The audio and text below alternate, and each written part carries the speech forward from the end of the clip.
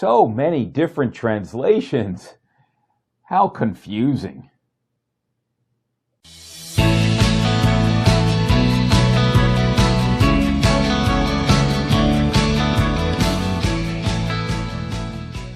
So many people are puzzled and confused by the fact that there's so many different Bible translations. I mean, we hear of King James, Revised Standard, New American Standard, Living Bible, Contemporary English Version, New International Version, and it just goes on and on and on. Now, what happens is a lot of people assume that because we have so many different Bible translations, we mustn't know what the Bible really says, and that these translations must be wildly different from one another. And so what are we doing trusting a Bible that we don't even really know what it says?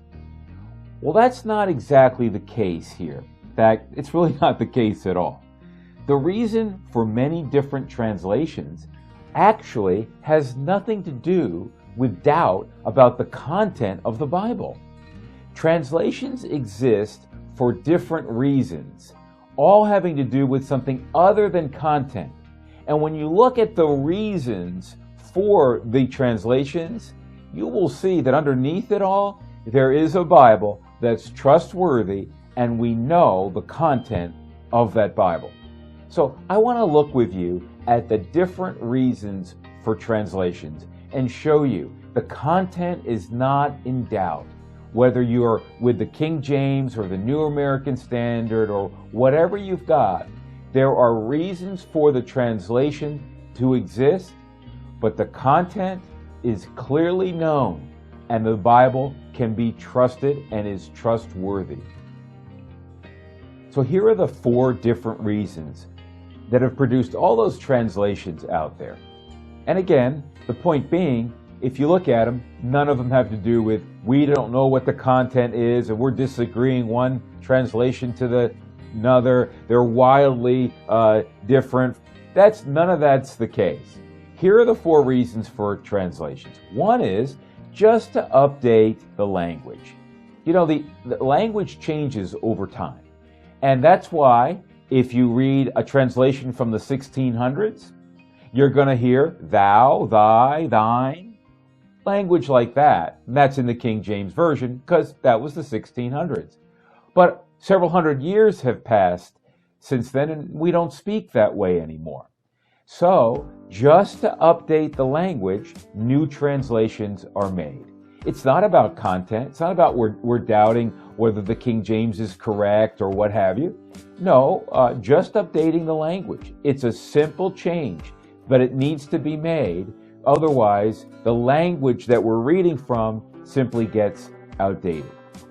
Another reason for the translation is just because translations seek to be very readable. And some do a better job at this than others.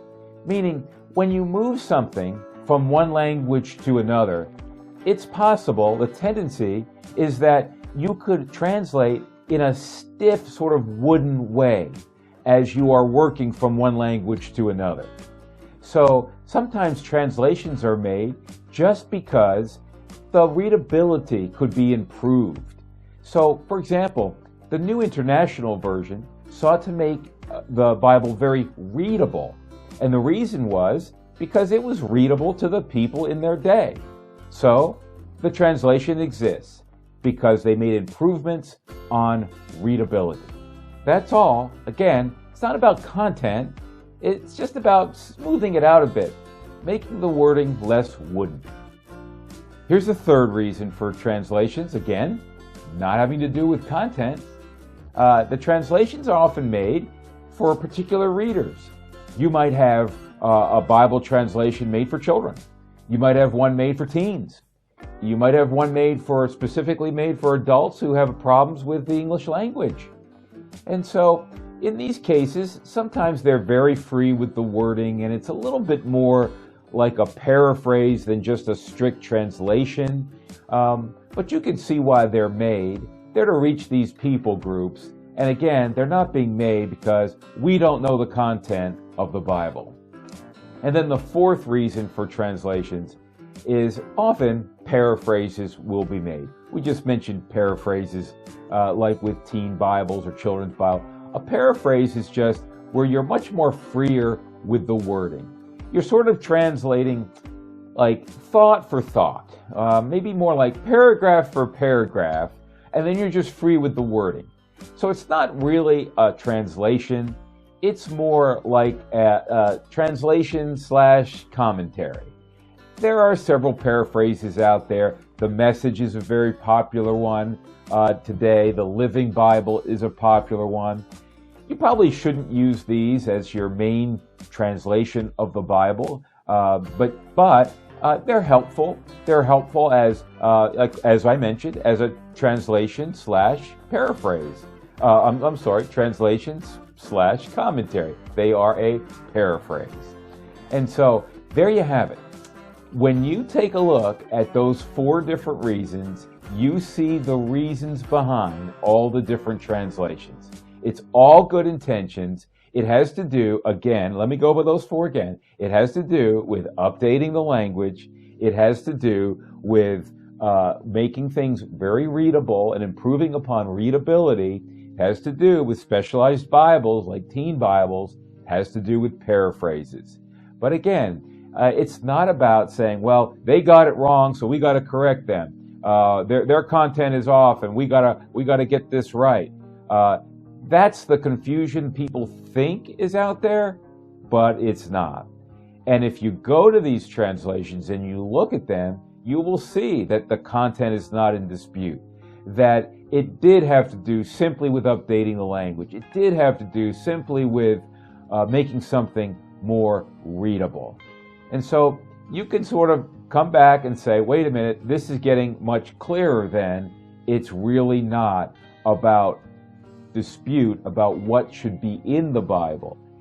Translations are made simply for these other reasons. So let's take a look at one verse and then go through a few translations and just show you what it looks like, and you'll see why they made the next translation. So, the King James Version in Revelation chapter 3 verse 20 reads this way: "Behold, I stand at the door and knock. If anyone hears my voice and opens the door, I will come in to him and will sup with him and he with me." Okay, and that's Jesus speaking. Now, here's the thing. That's the 1600s. We don't speak that way anymore. We don't, enter a room and say, "Behold," okay? When we talk about having dinner, having a meal with someone, we would never say sup with them.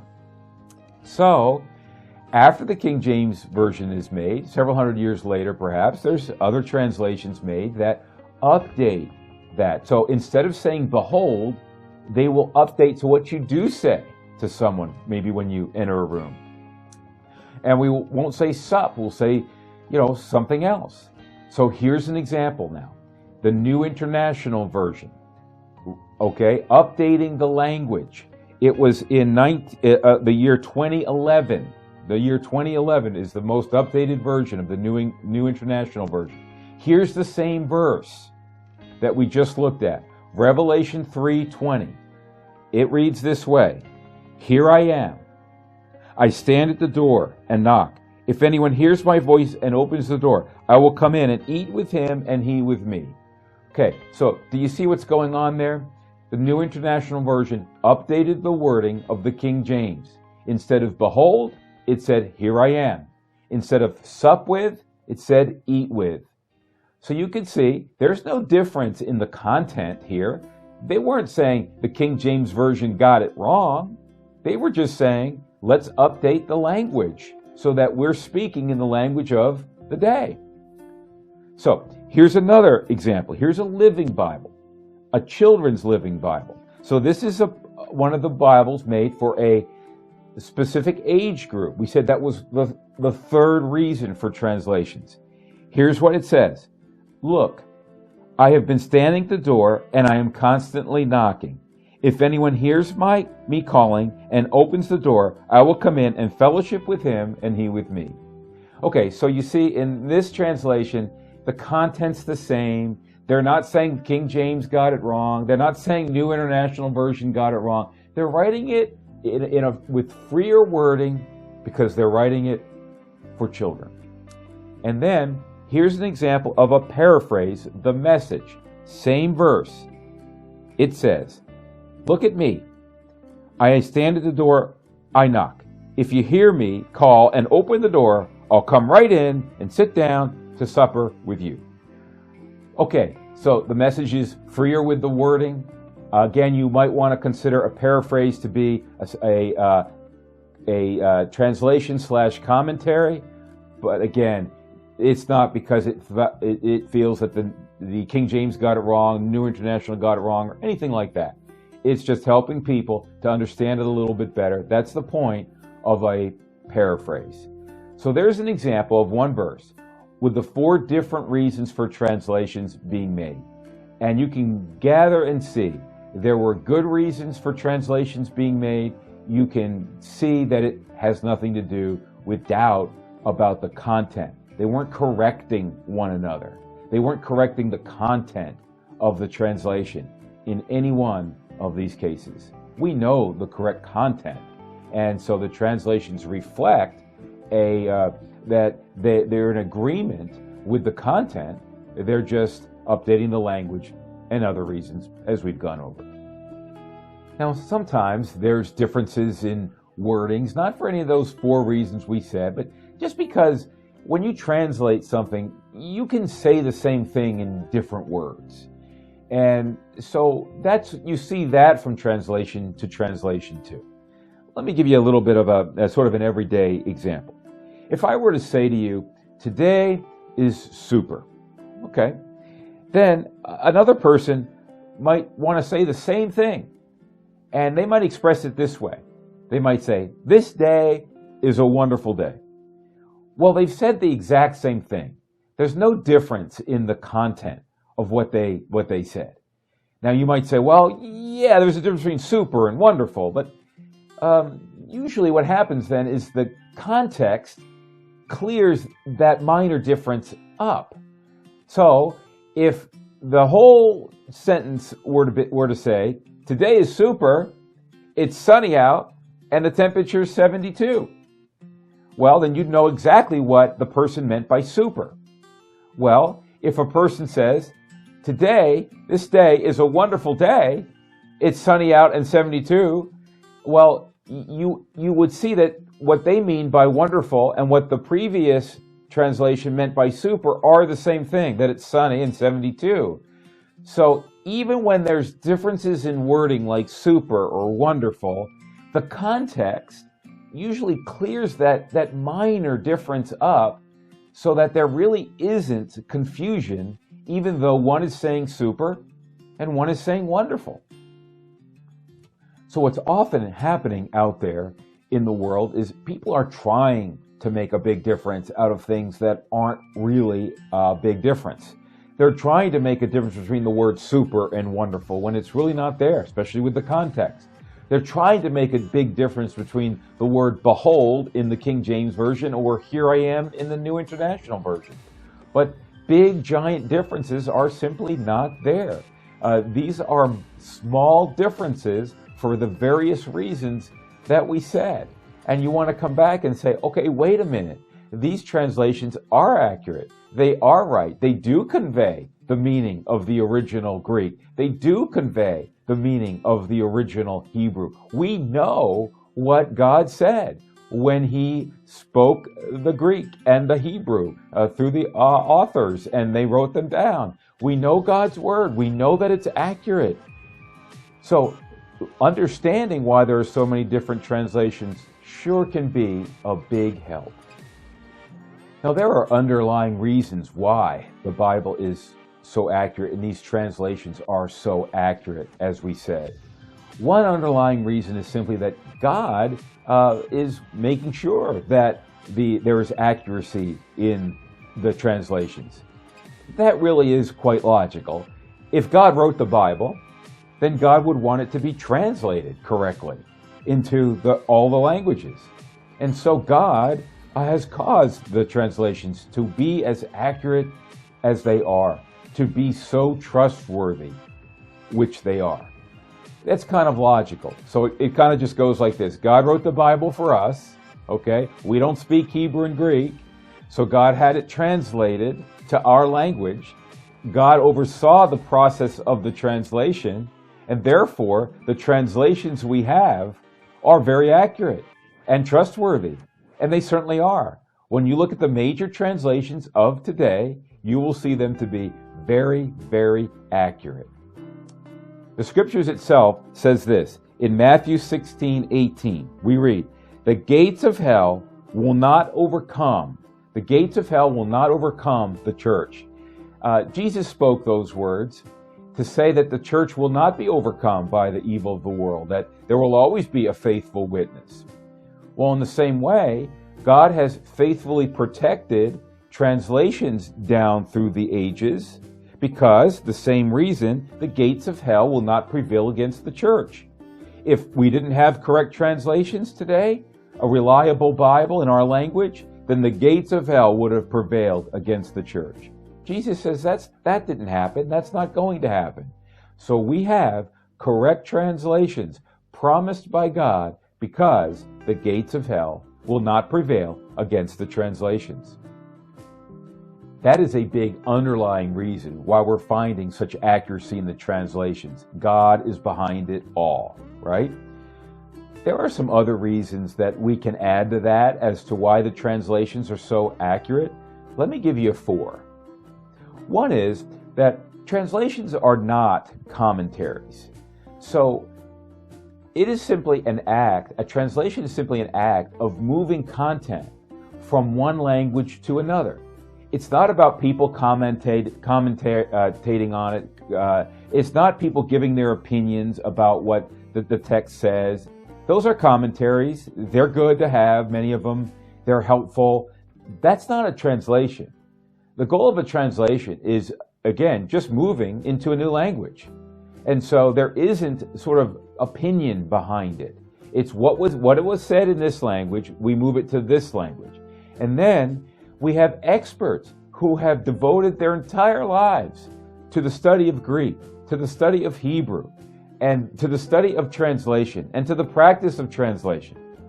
For example, the New International Version has over 100 translation experts working on the translation and checking one another's work. That's one reason why they're so accurate. They're not commentaries. It's just moving from one language to another by experts. A second underlying reason for the translations being so accurate is just that Hebrew and Greek are really good languages to work from. They're very exacting languages. Greek is considered one of the most exacting languages that has ever existed. If you'll notice in English, we have a lot of rules for punctuation and so forth, but then we have a lot of exceptions to the rules. Sometimes English sentences can be vague. So here's an example. This sentence, the panda eats, shoots, and leaves. Okay, so that's perfectly vague. Does the panda eat, shoots, and leaves? Or does the panda eat, shoot, and leave, and then leave, depart? It's vague in English, but it wouldn't be vague in Greek, because Greek relies less on word order and more on endings that are placed on the words to show which word goes with which word, which noun goes with which verb, and so forth. And therefore, when you're translating from Greek and Hebrew, you're translating very exact languages into English. So wonderful languages to work from is another reason why the translations are so accurate. Here's the third. The Israelites had very strict copying rules when they were copying manuscripts of the Hebrew Bible. And so let me give you an example of just how strict the rules were. Here's one example. To the scribe, it would say, no word or letter, not even a yod, must be written from memory, the scribe not having looked at the codex before him. You can see how seriously they were taking writing the language down, making sure they got it right. And so we've got this Hebrew to work with that was copied correctly over the years and then can be translated correctly into English. In the Greek, there's so many copies of Greek manuscripts that we can check and make sure that they copied these things correctly as well. So there are about 5,300 copies of at least portions of the original Greek manuscripts. And therefore, if there was a copying error somewhere, they could catch it, and they would catch it. So, for example, if you had 5,299 pieces of mail that read 100 Maple Street, and then you had one piece of mail that said 100 Maple Drive, well, what you can safely say is something went wrong with the 100 Maple Drive, and you know that what's correct is 100 Maple Street. Well, the same thing with the 5,300 portions of Greek manuscripts. There's so many that you can be sure there wasn't copying errors going on before we went to translation. So same for Hebrew, as we just said, for different reasons, but we can be assured that there weren't copying errors before we got to translation, and therefore we can trust our translations. So overarching reason for the right translation is God is watching over the process of the translating, and the gates of hell will not prevail against the church. And then there are these underlying reasons as well for correct translations, so that when all's said and done, we can trust and know that we've got very accurate translations, and we certainly do. Finally then, does that mean that every translation is 100% accurate? No, it doesn't mean that. But we're not looking at big errors at all either here. In fact, we're looking, when you see the differences, it's almost always just in wording. It is true that there can be a small meaning error in translation here and there. That does happen. But when all is said and done, is that going to result in a different doctrine that we get because of the meaning that wasn't quite captured right? I would say never. That the doctrines we get, whether you're looking at the NIV, New International Version, or the King James, are going to be exactly the same. So we are blessed.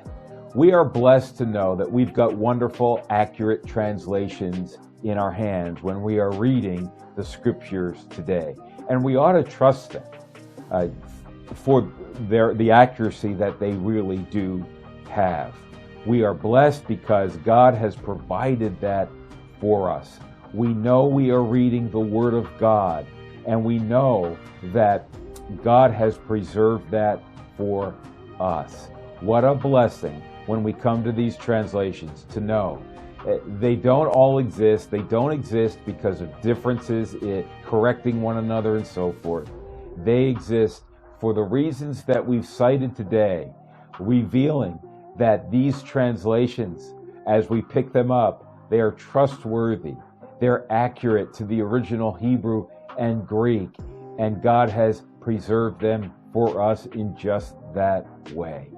So to the critic who says, oh, look at all those different translations, we don't even know what's right, I would urge that critic to rethink their position and rethink the facts as to why there are so many translations. And I think if they examine why there are so many translations, they will see what we've looked at today. The content is not what's in question. We just have better wording or more modern wording of the exact same content.